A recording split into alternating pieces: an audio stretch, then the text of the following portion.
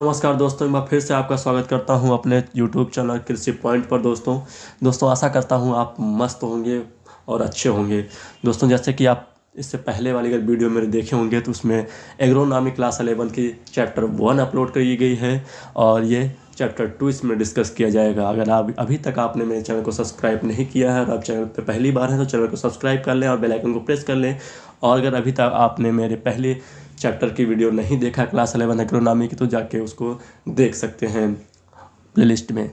दोस्तों शुरू करते हैं। इस दूसरे चैप्टर का जो नाम है दोस्तों वो बड़ा यूनिक नाम है आपका, फसलों का महत्व एवं उनका वर्गीकरण।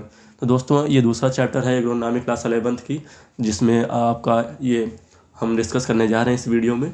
तो दोस्तों इसकी जो पहली डिफिनीसन है वो फसल के बारे में है, फसल की परिभाषा है। तो आइए देखते हैं फसल की परिभाषा क्या होती है।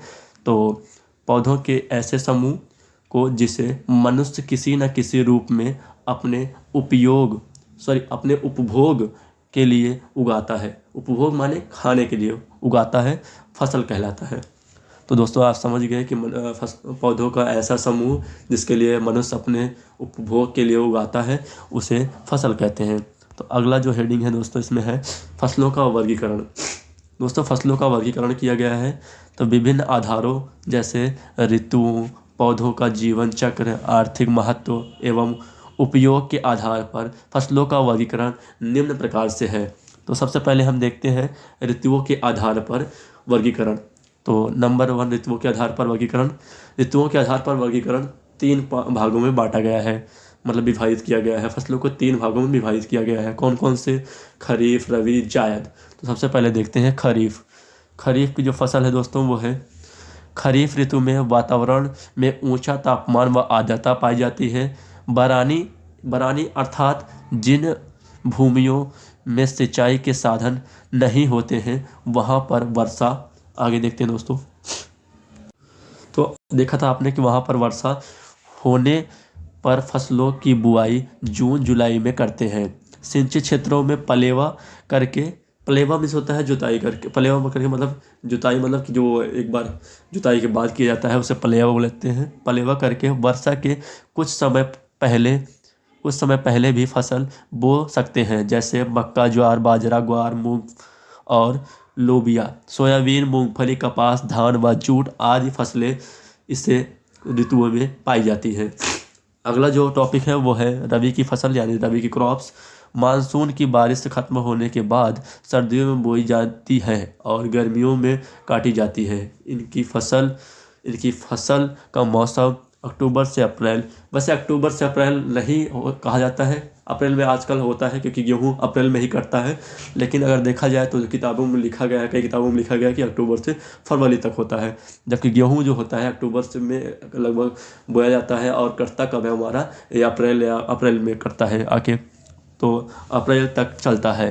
प्रमुख फसलें इसकी जो है रबी की वो है गेहूँ, जौ, सरसों, जई और चना, अलसी, मटर, मसूर, लाही, सरसों, बरसीन के बाद जो है दोस्तों वो है लूसन एक फसल है दोस्तों, आलू आदि। अगला जो टॉपिक है दोस्तों वो है जायद की फसलें, जायद की क्रॉप्स। इस वर्ग की फसलें अधिक तापमान तथा अधिक प्रकाश काल में वृद्धि करती हैं। सूखा व लू सहन करने की क्षमता इस वर्ग की फसलों में पाई जाती है।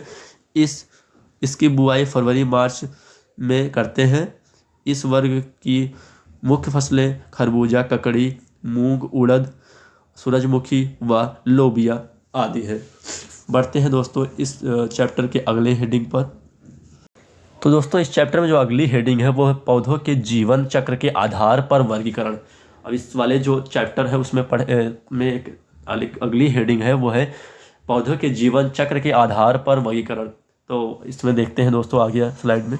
तो दोस्तों देखते हैं कि पौधों के जीवन चक्र के आधार पर वर्गीकरण कैसे किया गया है फसलों का। तो इसमें देखते हैं फसलों का वर्गीकरण 3 भागों में किया गया है। नंबर 1 वर्षीय फसल, नंबर 2 2 वर्षीय फसल, नंबर 3 बहुवर्षीय फसल।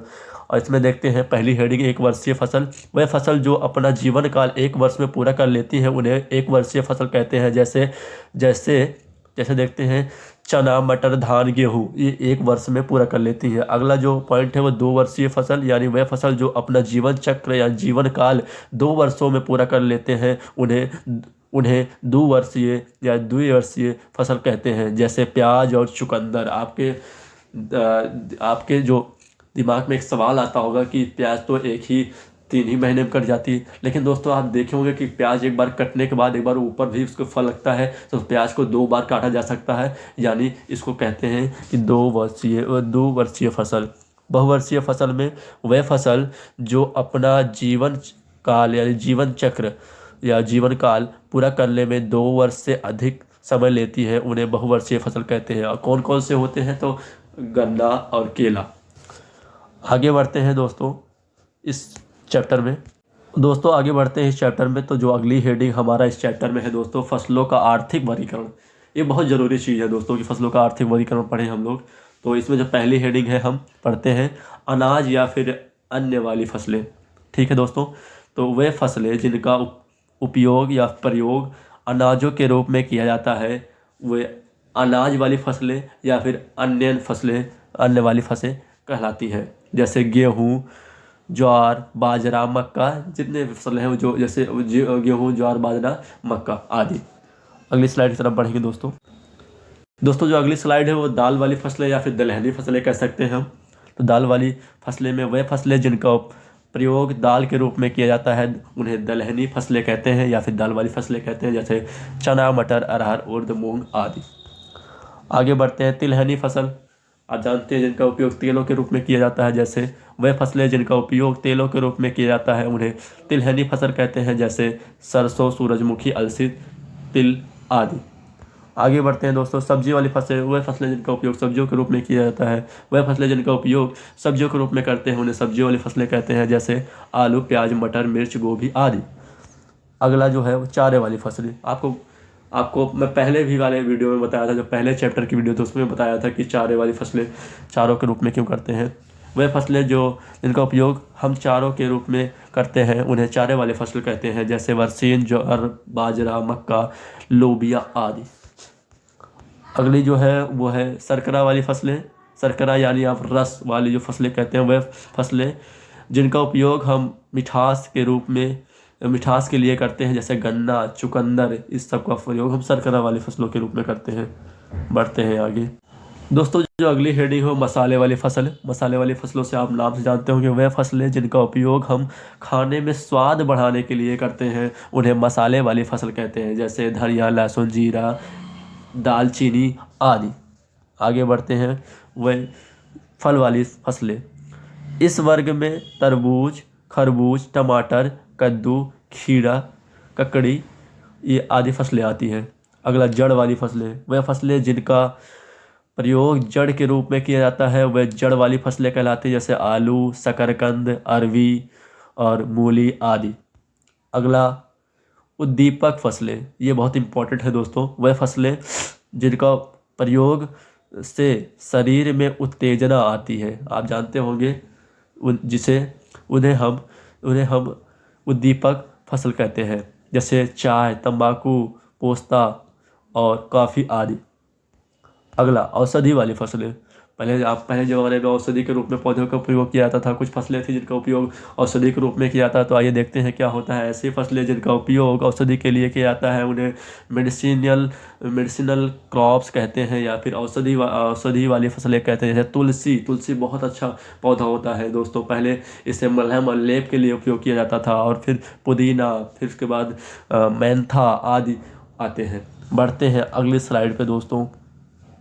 और दोस्तों अगली स्लाइड पे बढ़ने से पहले अगर आप चैनल पर नए हैं तो आपसे बता दें कि हमारे चैनल को सब्सक्राइब कर लें और दोस्तों को भेज दें, और जितने भी एग्रीकल्चर पढ़ने वाले स्टूडेंट हैं उनके पास भेज दें, और बता दें कि क्लास 11th की कृषि पॉइंट के नाम यूट्यूब चैनल पर क्लास 11th की एग्रोनॉमी की चैप्टर वाइज वीडियो आ रही हैं और पढ़ाई जा रही हैं और कंप्लीट कराई जा रही हैं। तो आप सब इससे जुड़ना ना भूलें, क्योंकि आपकी जो एग्रीकल्चर की क्लासेस हैं जो नहीं मिलती हैं वो यहाँ पर अब उपलब्ध होंगी और अब कंटिन्यू मिलती रहेंगी। तो आप हमसे जुड़ते रहें दोस्तों। जो अगली महत्वपूर्ण और सबसे इम्पॉर्टेंट हेडिंग है आपके चैप्टर में, वो है फसलों के विशेष उपयोग के आधार पर वर्गीकरण, classification of crops according to special और यूटिलाइजेशन। और दोस्तों इसमें जो पहली हेडिंग है आपके लिए वो है खाद की फसलें, हरी खाद की फसलें यानी ग्रीन मैन्योर क्रॉप्स।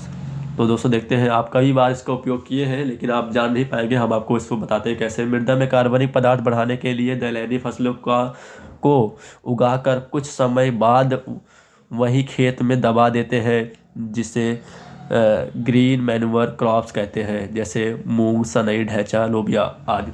कई बार दोस्तों आप देखे होंगे कि खेत को परती छोड़ दिया जाता है, ढाल लगाने से पहले खेत को परती छोड़ दिया जाता है और उसमें सनई या ढैंचा बो दिया जाता है। उसके बाद जब वो पौधा बड़ा हो जाता है तो उसको वहाँ पर जुताई करवा दिया जाता है और जुताई करवा के उसको उसी में मिट्टी में मिला दिया जाता है। वो सड़कर खाद बन जाती है और एक वो ऑर्गेनिक खाद बन जाती है, जो कि बहुत ही अच्छा, बहुत ही फायदेमंद होती है हमारी फसल के लिए। अगला जो पॉइंट है आपके लिए वो है मृदा आरक्षक फसलें। इस फसल में, जो कि आरक्षक मतलब जो मृदा जो कवर करता है, कवर क्रॉप्स, इस वर्ग के फसलें अधिक से अधिक कटाव रोकती हैं। आप समझ पा रहे हो कि मृदा अपरदन रोकती है, मृदा की कटाव रोकती है, मृदा का क्षयन होने से रोकती हैं। जिससे एग्जाम्पल के लिए मूंग, उड़द, लोबिया आदि। अगली फसल जो है नकदी फसलें। नकदी फसलें का मतलब दोस्तों जिसका आप खेत से ही बेच दें, जैसे जो व्यापारी होते हैं वो खेत से ही बेच देते हैं, जिनके उपयोग आप पैसा लेने के लिए किया करते हैं।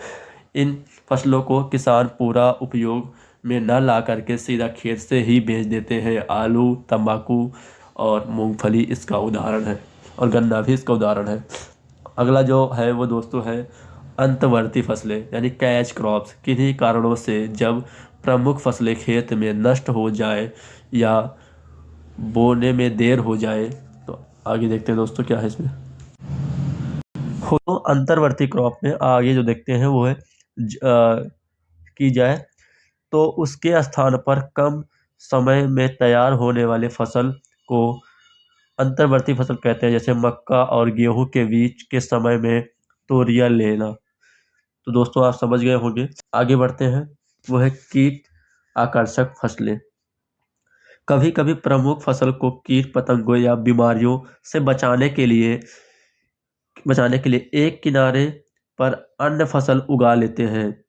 जैसे कपास की फसल को बचाने के लिए खेत के चारों ओर भिंडी की फसल उगाना। आगे बढ़ते हैं दोस्तों, रक्षक फसलें, नाम से ही जानते होंगे, इन्हें मुख्य फसल की रक्षा करने के लिए उगाया जाता है। जैसे पटसन, अरंडी और अरहर आदि बो दी जाती है। आगे बढ़ते हैं दोस्तों, तो पोषण क्रॉप। आगे जो है दोस्तों वो है पोषण क्रॉप।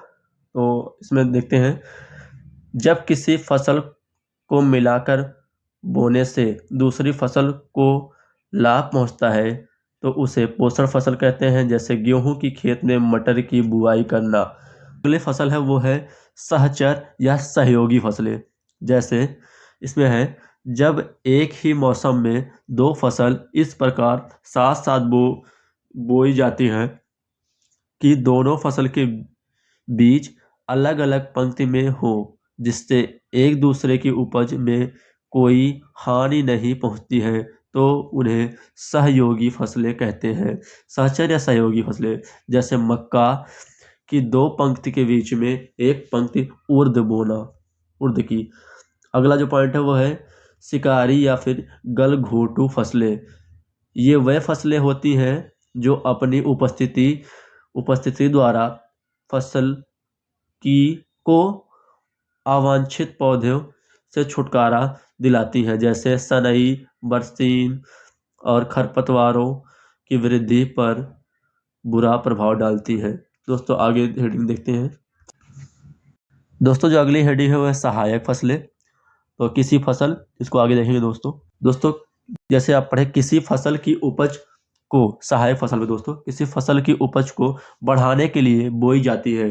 जैसे ज्वार के साथ ग्वार, बरसीम के साथ सरसों। तो दोस्तों बढ़ते हैं अगले हेडिंग की तरफ दोस्तों, नाभिकीय फसल, जिसे इसके अंतर्गत देखते हैं जिसे हब क्रॉप्स कहा जाता है। इसमें देखेंगे किसी क्षेत्र के फसल चक्र में सबसे अधिक आर्थिक लाभ देने वाली फसल को नाभिकीय फसल कहते हैं। शहर के किनारे सब्जी की खेती करना, ये इसके उदाहरण है। अगला जो फसल है दोस्तों वो है ट्रक फसलें। ऐसी फसलें जिसकी प्रति हेक्टेयर पैदावार टनों में होती हैं या जिन्हें ट्रकों में लाद कर दूर भेजा जाता है, उसे ट्रक क्रॉप कहते हैं या ट्रक फसल कहते हैं, जैसे आलू और अन्य सब्जियां आदि। दोस्तों, यहीं पर ये चैप्टर समाप्त होता है और आपसे गुजारिश है कि आप हमारे चैनल को सब्सक्राइब कर लें और बेल आइकन को प्रेस कर लें और अपने दोस्तों के पास भेजते रहें वीडियो को, क्योंकि दोस्तों ये आपकी दूसरी क्लास है एग्रोनॉमी क्लास 11th में। इससे पहले एक क्लास आपकी अपलोड कर दी गई है। अगर आप चैनल पर पहली बार हैं, अगर अभी तक आपने वो मेरी क्लास नहीं देखी है तो आप जाके देख सकते हैं। इसी के साथ धन्यवाद, मिलते हैं अगले वीडियो में।